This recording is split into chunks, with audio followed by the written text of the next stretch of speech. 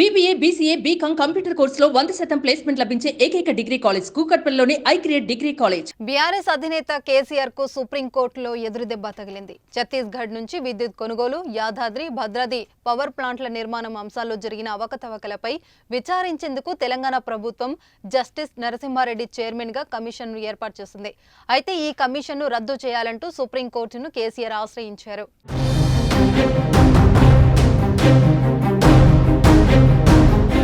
కేసీఆర్ పిటిషన్ను Supreme court chief justice DY Chandrachud నేతృత్వంలోని ధర్మాసనం విచారించింది. కేసీఆర్ పిటిషన్ను ధర్మాసనం డిస్మిస్ చేసింది. కమిషన్ విచారణ కొనసాగించాలని తెలిపింది. కొత్తగా నోటిఫికేషన్ జారీ చేయాల్సిన అవసరం లేదని చెప్పింది. దీనిని జ్యుడిషియల్ ఎంక్వైరీ అనకుండా ఎంక్వైరీ కమిషన్ గా వ్యవహరించాలని తెలిపింది. మరోవైపు కమిషన్ చైర్మన్ గా నరసింహారెడ్డి స్థానంలో మరొకరిని నియమించాలని సుప్రీంకోర్టు ఆదేశించింది.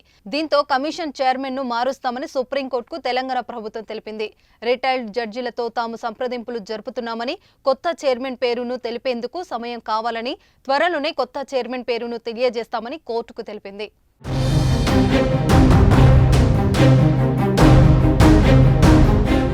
సుమన్ టీవీలో మీ పర్సనల్ అండ్ బిజినెస్ ప్రమోషన్స్ కోసం కింది నెంబర్కి కాంటాక్ట్ చేయండి.